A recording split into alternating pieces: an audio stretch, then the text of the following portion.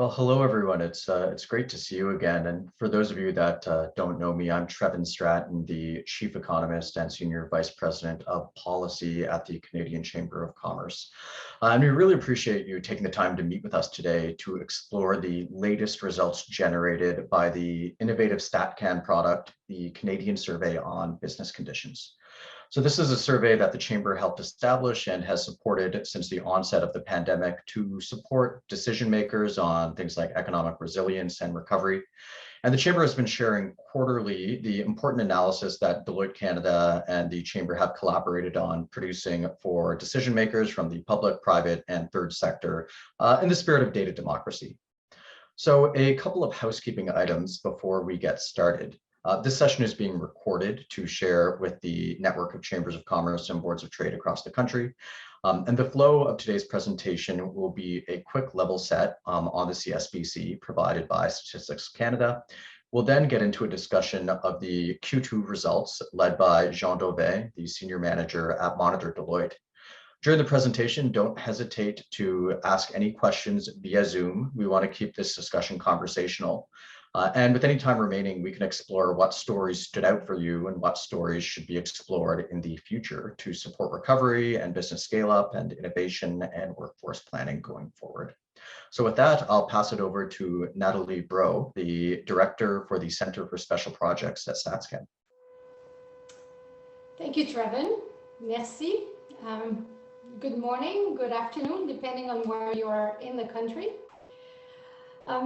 The collaboration with this chamber started, as Trevin mentioned, a little over a year ago, and it has led really to the very first results of the Canadian Survey on Business Conditions. The collaboration has continued since, and although much has changed, we're now well established into our quarterly cycle, and we provide a solid pulse on business conditions throughout Canada. I appreciate the opportunity today to discuss the context of the background behind this survey, and we call it, in short, CSBC. So more specifically, next slide, please. I'll provide an overview on the origin, especially as it started at a time where we needed to address data gaps as the first wave of the pandemic hit Canadian businesses. We want to see how the survey has evolved to meet emerging continuous data needs of policymakers, business associations, and today, how the Q2 results provide specific insights on prevailing business conditions. Statistics Canada will continue to provide quarterly updates through the Canadian Survey on Business Conditions. Next slide, please. So this survey was launched at the beginning of the pandemic. Needless to say, COVID dramatically changed the economy throughout Canada back in March 2020. It was urgent to understand the impact of the measures taken to contain the spread of COVID-19, the impact that this was having on Canadian businesses. It was a clear data gap. So Statistics Canada indeed partnered with the Chamber to launch the CSBC and provide those insights on businesses, employees, the economy. The survey allowed StatCan to collect information on the impact the pandemic was having back then, on how businesses were reacting, adapting to the changing business conditions, and on their needs to go through the pandemic and beyond. So since then, CSBC has evolved and provides a continuous regular stream of information on a variety of emerging issues, business intentions, sentiments at large, and in the short term on the economic recovery. So in short, CSBC delivers timely, flexible, relevant data for all of us to inform our decision making. Let's go back and see how we can achieve such results. First of all, it starts with 30,000 businesses receiving a survey. About half of them actually respond to the survey. It's a large survey. Each business owner gets 25 to 30 questions depending on each quarter. The questions are qualitative in nature. That means it's a yes, no, up, down, stay the same, mark one, mark all that apply. Some questions are core. That means they're repeated every quarter, and the intent is to identify changes over time. Example of such questions are business revenues, price increases, decreases, demand, plans for business owners to expand, acquire, invest, sell, close. Then there's the other set of questions. They vary over time. They're punctual or emerging, or capture emerging needs. Example of those are workforce plan, cybersecurity, teleworking, adoption of new technology. Overall, the intent of CSBC is really to be quick, 4 months from the moment the new need is identified to the time the results are published. And there's new results every quarter. CSBC's main strength is really the extent of its disaggregated data. What do I mean by this? For example, data, as we'll see later, is published by industry. Industry being construction, retail, wholesale, finance, insurance. By employee size, so 1 to 4 employees, over 100 employees. By the age of the business, by the business type, so whether private sector, nonprofit, government. By majority ownership, so very disaggregated, so women, First Nations, Métis, Inuit, all visible minorities, so South Asian, Chinese, Black, Filipino, etc. Immigrant to Canada, persons with disability, and business owners that are members of the LGBTQ2 community. And finally, it's also disaggregated by geography. So that means national, provincial, territorial, rural, urban, and for the 20 largest cities in Canada. The territorial disaggregation is actually a good example of us adapting to your needs and your requests. Earlier in the CSBC history, we used to have all territories combined. Now each territory is reported separately. So data is very comprehensive and complemented by a few publications every month. Next slide, please. So this is an infographic, a very high-level view of how CSBC is a forward-looking vehicle and therefore delivers expectations from businesses for the next 3 months, as well as their preoccupations over the next 12 months. Next slide, please. This is a busy slide. We won't go through all of it, but this is an example of some of the articles, 3 articles that we publish alongside the data every quarter. For this iteration, we focused on the small businesses, very unique set of business conditions surrounding them. The tourism sector, needless to say, a sector that's been highly impacted by the pandemic, and business owned by visible minorities. Next slide, please. So as we move forward, I believe it's important that we maintain engagement with all of you. It's really through your input that we can maintain the survey as relevant, of quality, and make sure that we identify early areas of interest and trends.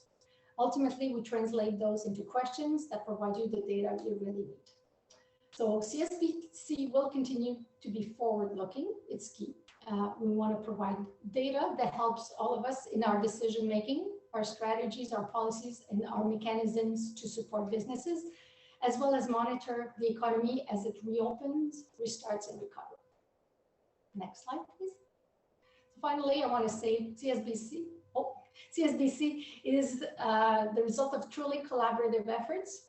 Thanks to all of you, our partners at the Chamber and Deloitte for hosting this webinar, and finally, to all Canadian business owners. Really, they're the ones who respond to the survey, and the information they provide allows for a robust understanding of the Canadian economy and the business landscape. Thank you. Great, thanks for that, Nathalie. And you know, this is an incredible success story for Statistics Canada, and being able to put together something so robust and also so quickly during the pandemic to get this type of data for decision makers and others. And certainly for any businesses that are watching right now, if there are suggested questions, feel free to reach out to myself or Patrick Gill or Statistics Canada on suggestions for future waves of the survey. I also did want to let any of the local chambers of commerce, boards of trade, provincial, territorial chambers of commerce know that geographic breakdown can, of course, be incredibly useful for you and your members when it comes to the 20 largest metropolitan areas in Canada or different provinces and territories, the data can be broken down in that way as well. So as was mentioned, the most recent survey was conducted in Q2 of 2021. And the aim was to collect data to kind of measure the impact of COVID-19 and really, as we're going into the recovery period, what are businesses seeing and what are they experiencing? And the most recent wave had almost 17,000 responses, which is the most robust and comprehensive sample size I've seen out there, which is why it's possible to break it down in this way. In terms of some of the high-level findings, and then I'll pass it over to Jean Dauvin at Deloitte to go through them in detail. We see kind of 5 key themes and kind of some supporting insights when it comes to what businesses are experiencing right now. First of all, that Canadian businesses are increasingly optimistic about both their short and long-term outlooks, but this has some variation in terms of sizes of business and also in terms of the sectors that we're talking about. Secondly, that businesses appear to be mitigating supply availability challenges and related rising input costs through diversifying their supply chains. And with some of those increases that we might see from those challenges being passed on to consumers as well in terms of price increases. Third, that while most businesses do not see access to financing as an obstacle in the short term, these continued cash flow related challenges that they've been experiencing during the pandemic may be contributing to the degradation of their credit ratings going forward. Fourth, that as businesses continue their journey into the brave new digital world, they're faced with balancing short-term needs on things like cybersecurity with more longer-term implications of technologies like 5G. And fifth, that Canadian firms could seek further global growth by thinking differently about the types of international activities that they focus on, the countries that they do business with, and also the channels that they use to access these markets. And so with that, I'll pass it over to Jean to go through the results in detail. Thanks a lot, Trevin. Good afternoon, everyone. So as Trevin just mentioned, the first topic is around optimism, and it's a clear state to say that optimism is back. This is clearly one of the stats that has changed considerably without too much surprise since the previous iteration of the survey. With the vaccine rollout, with the lift of the restriction in our respective provinces, businesses are telling us across the board that they are more optimistic about the future than before. And if you look at the left-hand side of the screen, you'll see that in the short term, the majority of the businesses are optimistic about their top line, as well as about expanding their workforce. So a bit more into the details of the numbers. In Q1, only 50% of businesses thought that their sales would increase in the next 3 months. And now this is almost 70%, so plus 27% from Q1 to Q2. And the same trend is actually true for the increase of the number of employees in the next 3 months. In Q1, only 80% of businesses were telling us that they were planning or expecting to see positive change in the number of employees. Now this number is up to 90%. If you look at the longer term of the situation with respect when it comes to the level of optimism amongst Canadian businesses, it appears, and so I'm bottom left portion of the screen, it appears that uncertainty on how long businesses can go without considering any layoffs or any closures has been increased vastly. And what I mean is that before, when we were asking that same question around how long can a business continue to operate at its current level of revenues and expenditure before having to consider either layoff or closure, many of them, in that case 46 and 51% respectively, were telling us we don't know. That has changed, and that has been replaced with a certain level of confidence that those businesses can actually operate 12 months or longer without having to consider any of those measures, whether it's layoff or closure. So quite a positive note to start with here. On the right portion of the screen, I think it's important, though, to highlight or outline some of the nuances amongst certain sectors. So you'll see that retail trade, transportation and warehousing as well as accommodation and food services are the ones that are still like showing the least level of optimism, and that goes without saying that those are also the ones that have been impacted the most. And this is also true, that rationale around like the nuances amongst certain sectors is also true when you look at the split or the breakdown between like larger businesses versus smaller businesses. We see that smaller businesses, so in that case, like with employees up to 4 employees, 13% of them are actually telling us that they are not optimistic, compared to only 5% when you look at the results. When you slice the result for the larger type of businesses. So I see that we have a couple of comments or questions in the chat. Maybe while we look at those, Trevin, would you like to add anything on that topic based on what you've seen? I mean, this is, we've been speaking about this throughout the pandemic as what economists like me call a K-shaped recovery.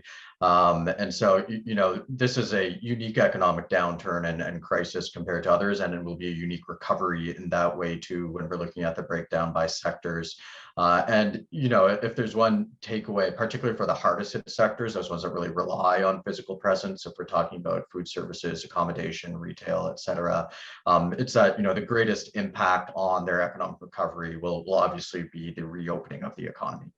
And so in terms of I believe the question in the chat box was about whether the slides will be available after this meeting. They're actually available right now. And so I put the link in the chat box on the Canadian Chamber website, and a recording of today's session will also be circulated afterwards as well.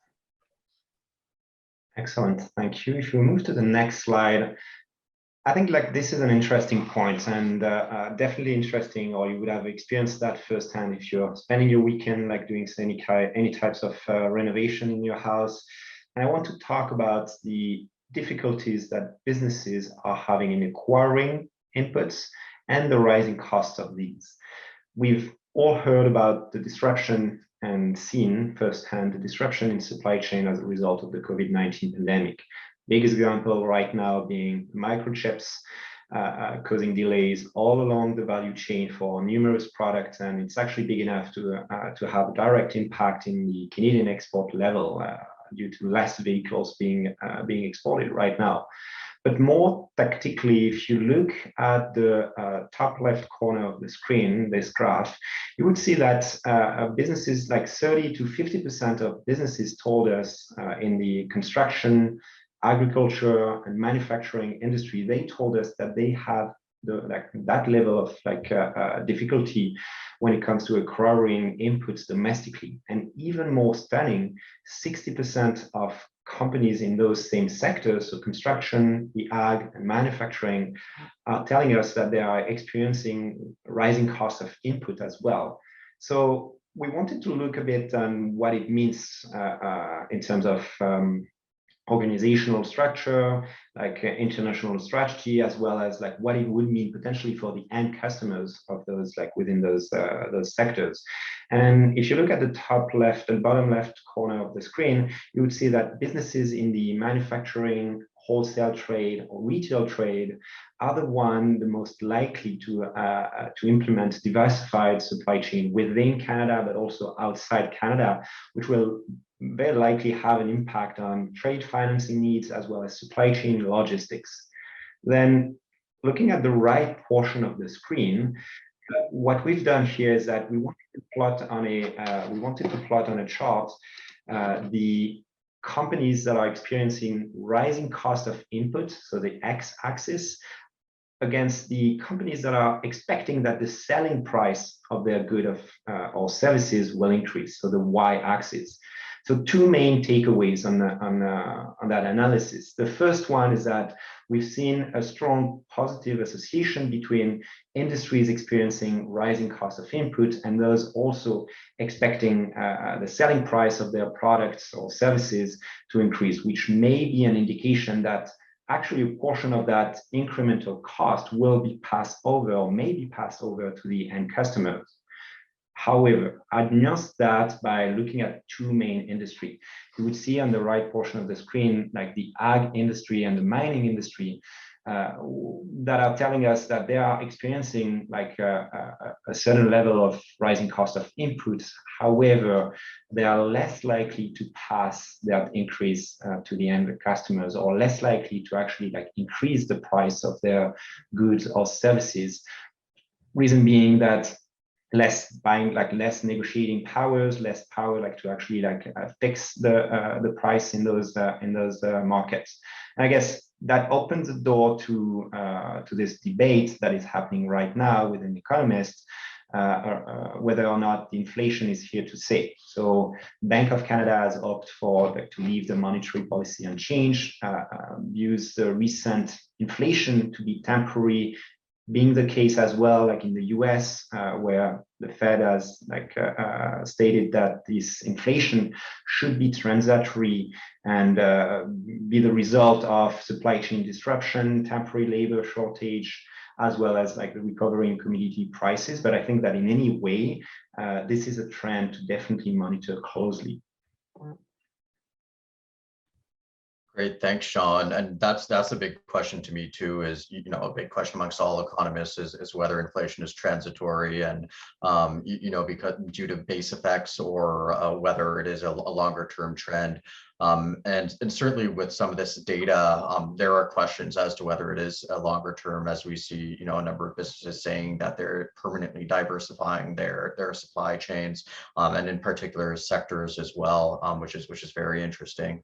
I do see that there's one question in the chat box as well, and that is, do the panelists see any structural issues with the Canadian economy that might hinder the recovery, or do they expect the economy will bounce back as things reopen and consumers become more comfortable with being out? So maybe I'll answer that first, and then see if there are any other thoughts amongst the panelists. So I think when we're looking at the later part of this year, we're certainly going to see very significant growth related to pent-up demand from consumers. And that will probably go into 2022 as well. I think the big question when it comes to structural issues is what happens to Canadian growth once that pent-up demand peters out, because it will be due to reopening, but that's not going to last forever. And so when it comes to potential structural issues with Canadian competitiveness, when we're looking at projections going forward, or the growth drivers, right, because there are different drivers of growth, we're seeing the leading drivers obviously being consumption, housing, government spending. What's somewhat concerning to me is the low levels of business investment that we have seen, previously, even before the pandemic in Canada, but that they aren't projected to increase that significantly going forward over the next few years. And so to me, that is a concern, because we can't just rely on pent-up demand for economic recovery, at least not for long-term economic recovery. We can rely on it for shorter-term economic recovery. And so that's something that Canadian governments and Canadian businesses will certainly be looking to address. Jean, any thoughts on that question? Yeah, no, I think it's a good, definitely echo what I agree with what you said, Trevin. I think like this is a good segue actually to the next topic around finance needs, and maybe we can move to that next slide. The level of investment that businesses will need to make over the next the foreseeable futures is going to be critical to continue funding further growth and funding the development and the productivity levels of Canadian businesses.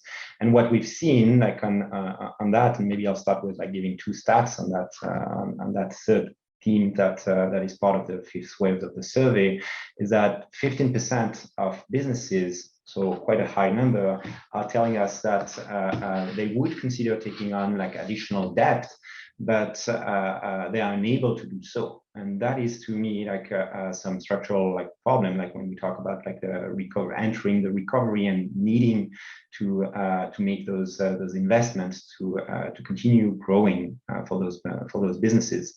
Out of those 15% businesses, 47 told us that they cannot take on more debt due to cash flow challenges, and 56% told us that they cannot take on more debt due to uncertainty in future sales.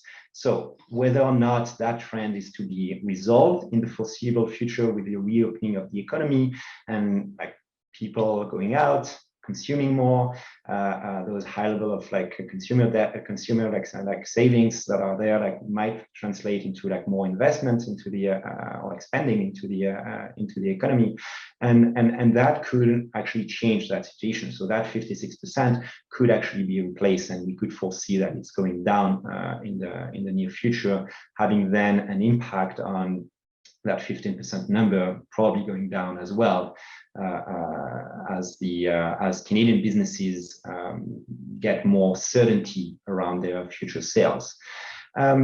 You'll notice again, if you look at the bottom right and the bottom left portion of the screen, that businesses of smaller size, again, are disproportionately affected by financing issues. If you look at the same question and you were to slice between larger businesses and smaller businesses, you would see that 22% of small businesses expect challenges, or told us that they expect challenges with maintaining sufficient cash flow or managing debt, compared to only 9% on the larger side of the scale.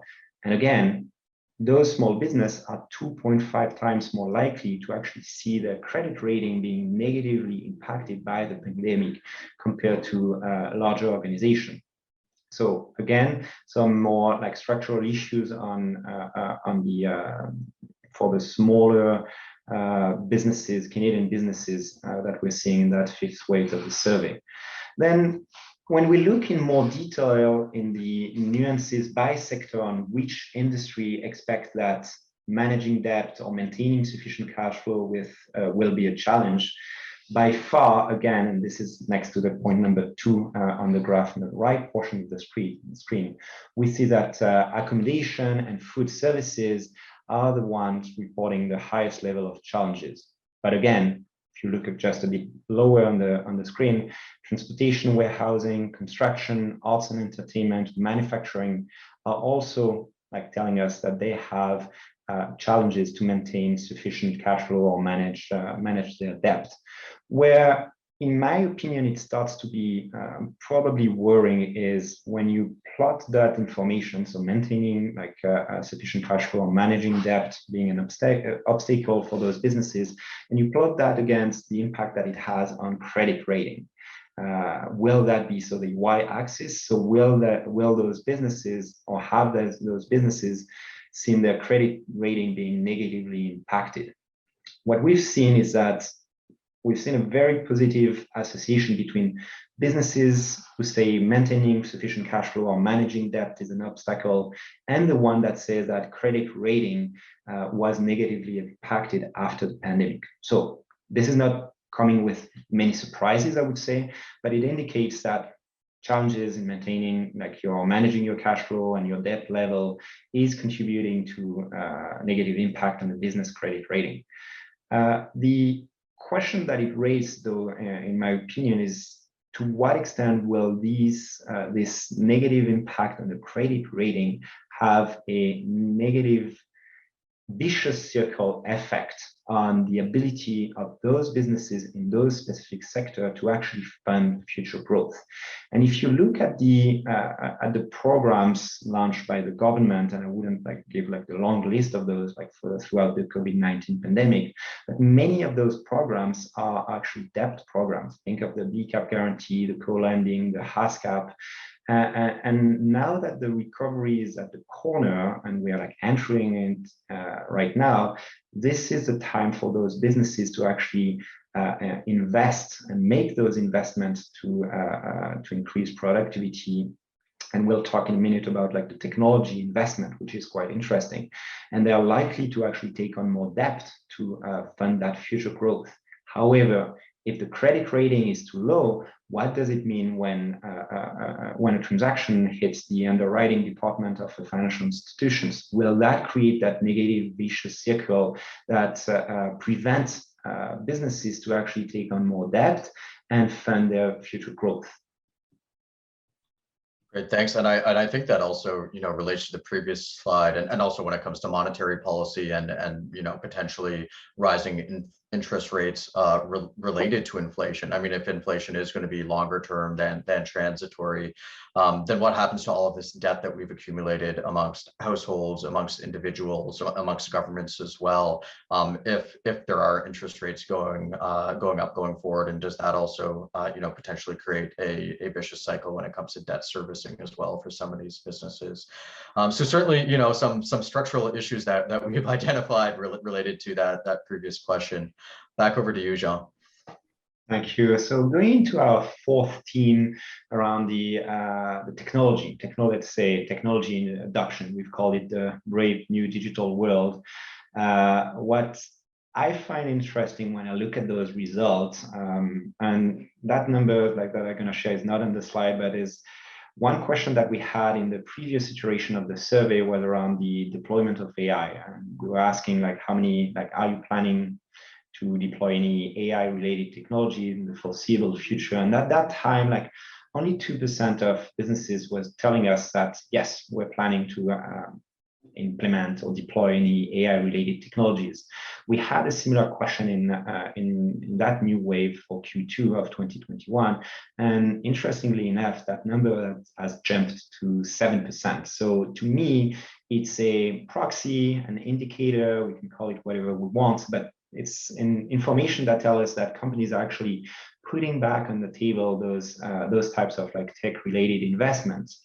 The other fact, interestingly, is that 41% of businesses told us that they are planning to implement at least one new technologies in the next 12 months. And those are the top three of those technologies are collaboration tool. We've all been exposed to virtual reality right now. The second one most frequently cited is security software tools. On that one, it's interesting because if you look, and that's the stat on the top right portion of the screen, it clearly aligns with the fact that larger businesses told us that they are the one reporting the highest increase in cybersecurity incidents in 2020. So 16% of them told us that they saw an increase in the cybersecurity adoption. And if you look at the proportion of adoption of those new technology, 38% compared to the 22% of average across all sizes. 38% of those larger businesses told us that they are planning to implement, say, cybersecurity tool in the next 12 months. So quite high demand and behavior in that sense. The third main frequently cited technologies that businesses are planning to across the board and across all different sizes are planning to implement is cloud computing.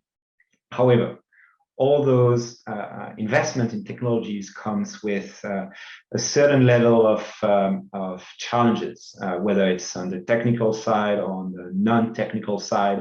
You'd see at the bottom right portion of the bottom left portion of the screen that the highest two are around security and privacy of data. And the second one, quite interesting as well, and so very tied, closely tied with what we just discussed in the previous theme, is that 29% of businesses told us that access to financial resources to invest in technology will be somewhat challenges or extremely challenges in the foreseeable future. And again, similar trends when you drill down a bit further and you look at the variation or deviation between smaller and larger businesses, you would see that the small businesses are 3 times more likely to actually see financing investment in technologies as extremely challenging compared to businesses with more than 100 employees. So somewhere to look at, something to definitely look into. The other interesting point that was mentioned as being one of the challenge, so this time probably around the technical side when adopting new technologies, is ensuring high-speed connectivity. And that was especially true if you look at the results that we obtained in the agriculture industry, where they actually told us that there are like more than 50% of businesses in that sector told us that this is going, like, accessing high-speed internet is going to be an important challenge over the foreseeable future. And tied back about tying that high-speed connectivity, we wanted to provide a sneak peek on the impact of 5G. 5G is being rolled out across the country with various adoption, and surprisingly enough, we realized that when we ask the question that is, over the next 12 months, how much will 5G impact the operation of or services of your business, across the board, only 16% of businesses told us that this is going to impact their services or their operation. That number is quite low, even within the two highest sectors that reported the highest impact, two sectors that reported the highest impact. So ICT and the ag industry. It still seems quite low, and maybe something to investigate further down the road.